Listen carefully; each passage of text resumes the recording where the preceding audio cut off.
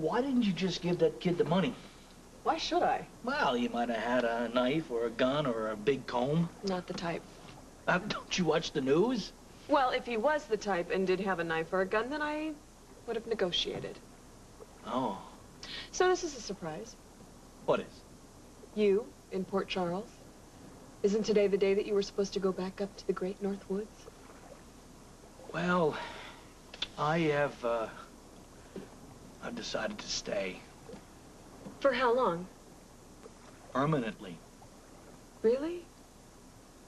That's great.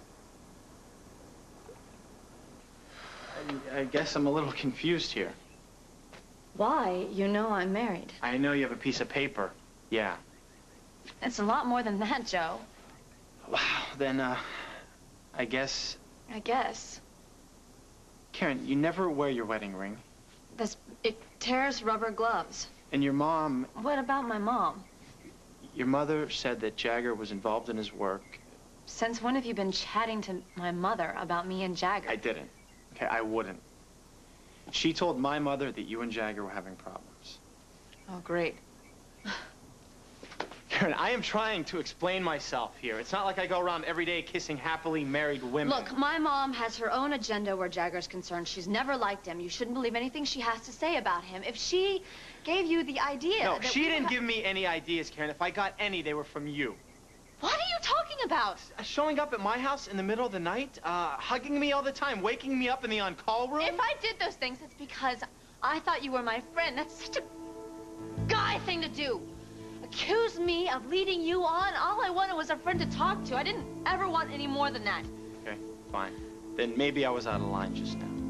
But answer me one question. If you are so devoted to this marriage, why is it you never told me you had a husband? Holding out on you, if that's what you mean. You weren't exactly sharing information with me either. Well, I was distracted by a few minor incidents, Joe, like being held hostage. In your hearing, Audrey Heidi's surgery, my father's accident. Besides, you said that you knew about Jagger already. Yeah, I did. But I knew because of him, not because of you. Is that such a crime? Would have made things clearer. Maybe I wasn't ready to share the intimate details of my life.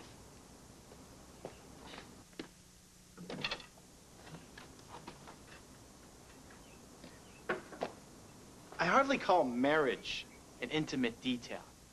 But what do I know? I mean, I thought in a marriage the husband was supposed to be there for the wife when she needed him. It's pretty stupid, huh?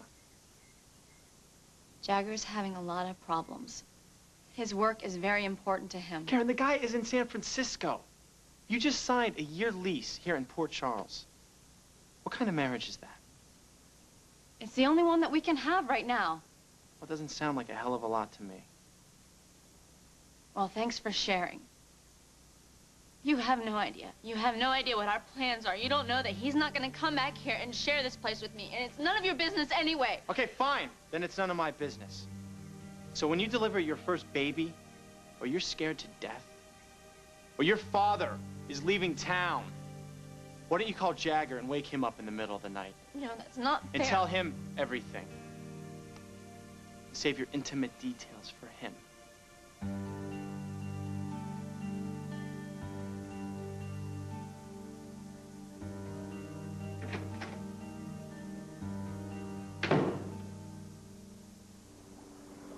So you think it's great that I'm sticking around? No, I didn't say great. Yeah, you did. No, I said that's great in a polite, that's nice sort of way. I'm really happy for your daughter. I mean, she needs to have family around. Right. I'm really happy for Serena. She doesn't need to be uprooted again. Right. You don't believe me. Why would I not believe you? All right, you want the truth? It's that satchel. The satchel? Yeah. The one with the $5 million in it? Is there another one? No, I only have one satchel. Why do you want it? Well, I was thinking if you stay in Port Charles, then that might give me another opportunity to get my filthy little paws on it. On my satchel? Or the $5 million? Yeah. I've got a one-track mind. Yeah, you do. I could tell by the way you had that death grip on those bills of yours. Yeah, well, $500 is a lot of money. It may not seem like it to you, but it is to me. You're gonna be a doctor very soon. You'll be making money hand over fist. I'm an intern. I still have my whole residency to go, and until then... Well, you know what? I could maybe arrange for a loan. No, thanks. I'm already drowning in the ones I've got. Let me ask you something. You seem so interested in money, but yet when I bring up a business proposition, you just turn your nose right up. It's all a business deal. You do it your way, I do it mine. So when you see a guy walking down the street, you actually just see a wallet walking down the street, and the fatter the better, huh? How picturesque. Well, it seems kind of accurate. All right, you've got me pegged. Yeah, so can we just please skip the lecture and just move on? I'm not going to give you any lectures. I used to be like you. Then I fell in love, and she changed my life. Is that chest tube ready yet? We don't have all night. Right here. It's getting more difficult to breathe. Take it easy. You know, you can refuse to do anything without a chest x-ray. By the time you get it set up, I'll be in full cardiac arrest. After all I've done to you. Just follow the rules. Like Dr. Falk taught you. Grace! Yes, Dr. Burgess. Hold Dr. Cooper down while I give him a local anesthetic. That's Greg Cooper? Yes, it is indeed. Lucky us. I'm connecting to a water seal. I want you to hold him steady. I'm going to make a small incision in the skin. That's where the trocar will be inserted. You couldn't do it. You couldn't bring yourself to play God. And you call yourselves doctor. Shut up. I need the trocar. This is going to hurt. We're going to insert it until I feel a loss of resistance.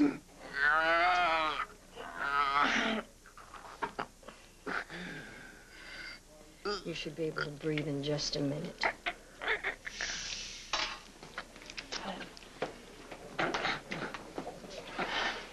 They're bringing in the driver. He had to be extricated. Status?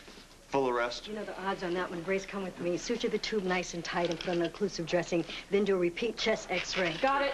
And call in a pulmonary consult. Right. That's better. What have we got? Feeling for a carotid pulse, but I'm not getting anything with CPR. What do you think it is? Well, judging by the mechanism of injury, I'm saying one of two things. Torn aorta or cardiac tamponade. What are we going to do? Crack his chest? Get a thoracotomy tray and give me an 11 blade. I get it.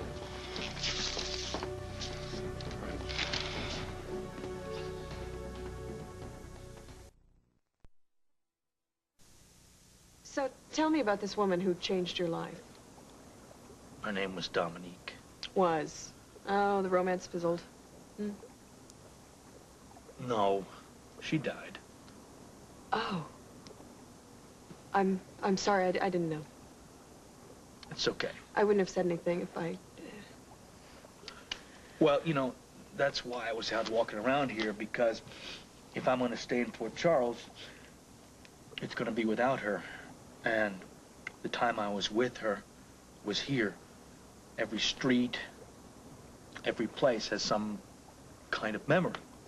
Losing her must have been terrible for you. It was the worst thing that ever happened to me. She, you know, really changed my whole life. The way I look at things, I mean, everything. I was really very much in love with her. And she also gave me this great daughter, you know, and she's taught me quite a bit, too. And, I think I almost lost her. Do you really think it's worth it? Loving someone so much? Yeah, see, of course it is. But I mean, look at the pain that it's caused you. I feel sorry for anybody that never had what I had, you know? I mean, why else are we really here? Let me ask you something. How did you know when you first met Dominique that she wanted you for you and not for your money? Well, that's easy. Why? She had all the money. So this woman just happened to be filthy rich. She was an heiress. And you two had a storybook romance. Well, no. Listen, the romance actually started in Las Vegas. We got kind of... Anyway, we woke up and we were married. Okay, and money is not what motivates you. Boy, oh boy, are you cynical. Somebody must have really, really hurt you. You know what? I think someone should stick to being a millionaire and leave the analysis to the shrinks. It's nice seeing you.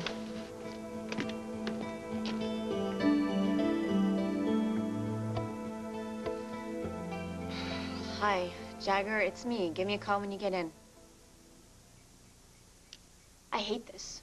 I hate talking to you on this stupid machine. I have so much to tell you. I got a new place, and it's really cute. It's small, but it's sunny. Really sunny and pretty, and there's this great patio outside with this garden. We can finally have a garden. I really wish you could see it. I think it would make you change your mind.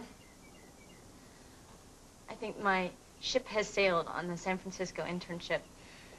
I've signed a one-year lease, and I'm pretty much committed to being here now. I really miss you.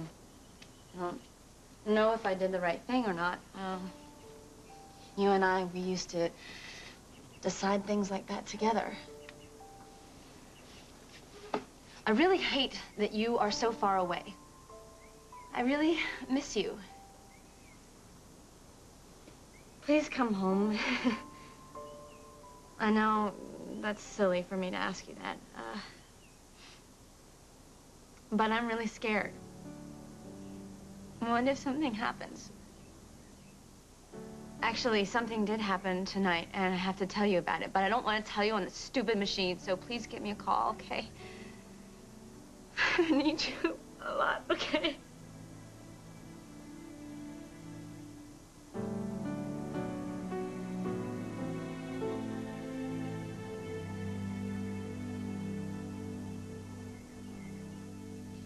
Time of death, 23:38.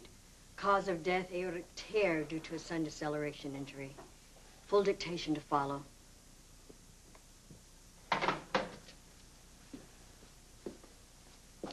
Just spoke to the guy's partner. They have 3 kids. Looks like Dr. Cooper just claimed his second victim.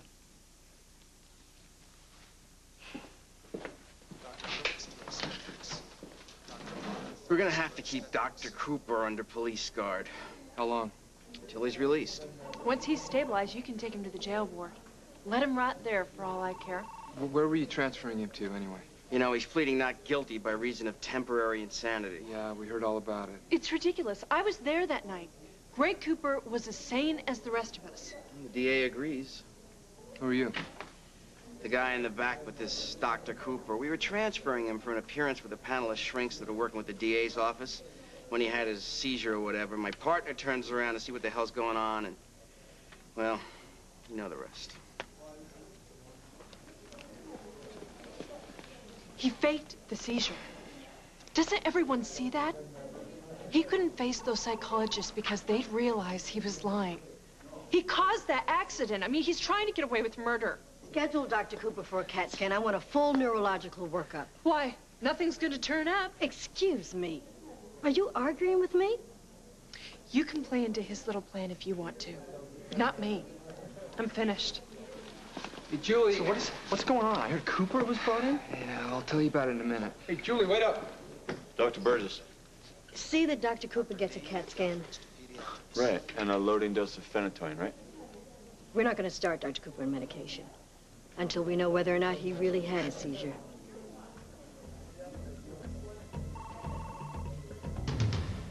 I'm gonna wipe that smile off your face. Go right ahead.